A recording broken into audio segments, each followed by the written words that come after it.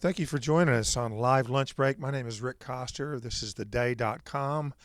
And we are, as usual, in the Telegraph Recording Company in New London. Thanks for joining us. Now, normally, as per the title, Live Lunch Break happens as you're watching it. Every once in a while, we are privileged to have a touring musician come through, and we try to take advantage of their routing, and we'll do a special advance taping. So that's what we're doing today. This is not really the day this happened. This is in the future. No, wait, the past. Anyway, what we have. It will be in the future. It will be. When it happens, it'll be in the future. Yes, exactly. This is Greg Howard, the international Chapman stick virtuoso. And if you're not familiar with the Chapman stick, this is what he's holding right here. It's an innovative member of the guitar family that sort of originated in the early 1970s. People like Tony Levin, Nick Beggs, Trey Gunn are all famous Chapman stick players. I don't know if they're as good as you. We don't. We try not to compare. You know. I would never put you in that. There's not enough of us to do comparisons. I would not put you in that spot. But Greg has come up from the South today. He's going to be at Stick Night, which is taking place in the Space in Hamden Friday and Saturday. You will not have seen it by now, but that's what brings you through on tour. Yeah, I'm going up to play at. We have a big concert. There's 5 or 6 different stick players from around the Northeast are playing, and I'm also coming up to teach for the weekend. We have like a little weekend workshop that we're doing there as well. So stick players coming from all over to study the instrument. Since it is actually technically a member of the guitar family, for the layperson, quickly describe what you're doing with the 10-finger tapping. Okay, well, the stick is kind of a cross between a bass and a guitar, in that it goes down into the bass range and up into the guitar range. But you can see when I'm playing it, I'm just tapping with my fingers instead of holding strings down and picking them or strumming them or whatever. I mean, you can do that, but it's really designed primarily just for tapping. So it's really a lot more like a piano in that way. And it also has kind of similarities with, percussion instruments as well, kind of the motions and things. So it really brings all 4 of those instruments together into one orchestra on a 2x4. You mentioned when we were talking before that you come from a piano and a keyboard background. I would think a lot of the guys who are playing Chapman stick may come from the bass or guitar background. Is that fair? Yeah, it's a pretty broad mix. Most people are bass players and guitarists. Bass players, they want to have more capability. You know, they want to get out of just being the bass player. The guitar players tend to want to do more complicated orchestrations. Emmett Chapman, the man who invented the instrument and who still is the one who makes them, he was a jazz guitar player, and he had added strings onto his guitar, and even had like a Studebaker gear shift lever attached to one of them, where he was like doing what he called the wild string. And one day he discovered that if he could just tap on the strings with both hands, that he could do an independent part with each hand. So that was back in 1969. And he called his tapping method free hands, because the hands were freed up from having to work together to play the instrument, and started making an instrument he called the electric stick, which was no body and all the extras that he had stuck on the guitar taken off. And he started playing around. He played with Tim Buckley for a while, and did a lot of touring as a solo player. And people started asking him, "Hey, why can you make me one of those?" So he started a company called Stick Enterprises in 1974, so 40 years ago, and he's made over 6,000 of these instruments since then. I think it's pretty interesting in that a guitar player might make the chords or do his runs with his left hand. Of course, he's got his right hand strumming. A piano player might use the left hand for the bass line. This is all simplified, obviously. But with your 2 hands, you're doing chordal work, rhythm, bass lines, lead lines, melody lines. How hard is it to get all 10 of these to cooperate? Well, I only use 7 of them for starters. So I generally use 4 fingers on my left hand, but only 3 on my right, as you'll see, because I only really need to use those 3. On the left hand, I need to use 4 to do some stretches. But it's really not so much about getting the fingers to cooperate with each other so much as getting the 2 hands to each do 2 different things. So pianists have done this for centuries now. So it's really not that big of a deal. The challenge for a stick player is that piano you have white keys and black keys, so it's really easy to see where all the notes are. Not so easy to see on an instrument like this. You have to learn the fretboard in that way. But the fun is that you get to have vibrato and stuff that guitar players and bass players can do, but pianists can't. So it kind of takes the best from both worlds, complex orchestration and all the musical possibilities that leads to from the keyboard, and then the real immediacy and expression that you get out of having your fingers right on the strings. Now, when you multiply what Greg just said, and we're talking to Greg Howard, one of the finest Chapman stick players in the world. We're at Live Lunch Break. I'm Rick Coster. When you multiply what you just said by the effects possibilities and electronics, you can essentially orchestrate. Talk a little bit about that. Yeah, you can cover a lot of ground as one musician. The pickup on the stick is split so that I can have a different sound. For example, here I'm going to put a little distortion and echo on my melody side, but my bass side is clean. And I can treat them as two totally independent entities. Or if I want to, I can also get my two hands to be working together. So that's becomes more almost like what a hand percussionist does, where the two hands are interacting with each other to play a single kind of a part. So those are like the two extremes: complete independence between the two sides and a complete interaction between the two sides.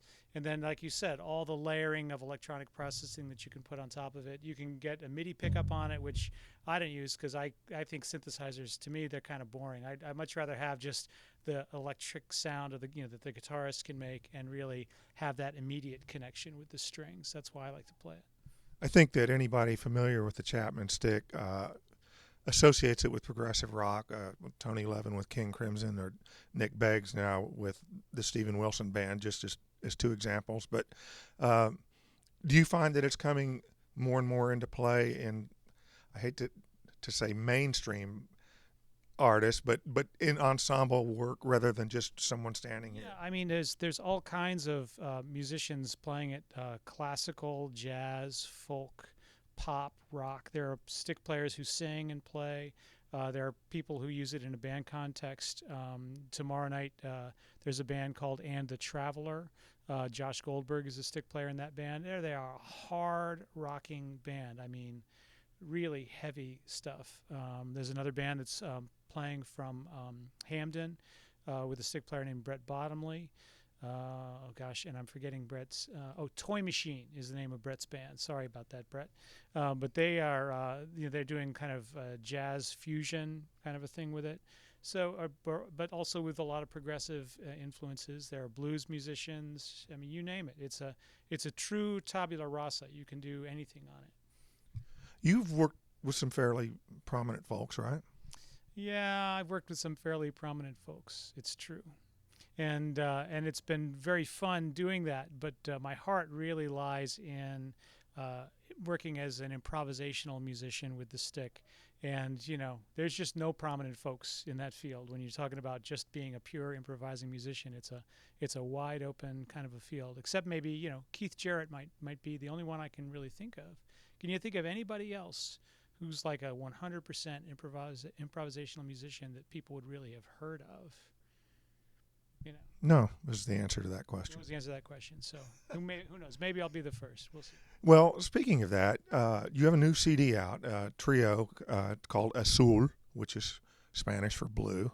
I'm showing off that, in fact, I did graduate, Miss Klein, from your 9th grade Spanish class. But so you recorded this. It's all improv. Did you just sit down and work with the other two players and then edit material out of it, or how did that work? Well, what we did was the trio, John Dirth on trumpet, who's actually he's a Boston native, and Brian Caputo on the drums. He's from down near D.C. area. We just went into the studio. We had played a couple of gigs together, and we never really discussed anything about what we're going to do. It's all just set up and play. And so the session on the record is essentially the recording session with a couple of things taken out. The very beginning of the session, where there were a couple of technical things going on while we were playing, so we couldn't really use that first portion of it. And then the very end of the session, where I decided, hey, let's play a certain style of something, which we didn't really do during the session. And of course, just discussing it ruined the magic like that. So that was a terrible track, and we didn't end up using that. But everything else on the CD is the rest of the session, and it's all just live as it's done there. Mixed a little bit better than it would be just the raw tracks. But we wanted to really convey the magic that comes from this kind of spontaneous composition. That an instrument like this, basically in that setting, I get to be the orchestra. John is the trumpet player, is the soloist, and Brian is he's an amazing groove drummer, but he's also an amazing color drummer. And a lot of what he does in this band is to just create incredible textures and punctuations in the music. For those who hear phrases like improv, trio, and sort of start thinking of mathematical formulas and getting a headache and stuff, there's some incredible playing on Azul, but there's also some incredibly beautiful and melodic passages that are accessible to anyone that just likes hearing good melodies. And I'm just plugging that because that's what I think. John is an incredible composer, and I like to compose as well. And I think that if you look at improvisation as spontaneous composition instead of looking at it as just making things up, or playing your licks, then you'll end up with something like Azul, where there's a lot of thematic development, there's a lot of structural development that happens in the music because we're aware of what we're doing and of what we've done, and we try to shape the music in that way. And that's really a challenge. That's the fun of improvisational music. It's like you've seen improvisational comedy. Right. Okay, you get improvisers on a stage, and somebody starts the ball rolling, and everybody else has to contribute to that story and to make it work. And in a way, that's what happens with this music too, is that you have to really be aware of what's going on and shape the music and lead it into certain directions. So that's the fun of it anyway, for me as a player, and hopefully for whoever's listening to it as well. It's a wonderful album. This is Greg Howard, Chapman Stick Virtuoso. I'm Rick Coster for theday.com. Where can folks find out where you're going to be, get copies of the records? GregHoward.com is my website. So it's Greg, not two G's, GregHoward.com. And if you're interested in finding out more about the Stick, Stick.com is the Stick website. By the time you see this, he will have already participated in Stick Night. But hopefully watching the live lunch break will sort of blow your mind, because if you're not familiar with the Chapman Stick, this is going to be really exciting. I'd like to thank you very much, Greg, in advance for doing this for us. Oh, my pleasure, Rick. Thanks for inviting me up. I appreciate it. So this is Greg Howard, and prepare your ears and your brain to melt.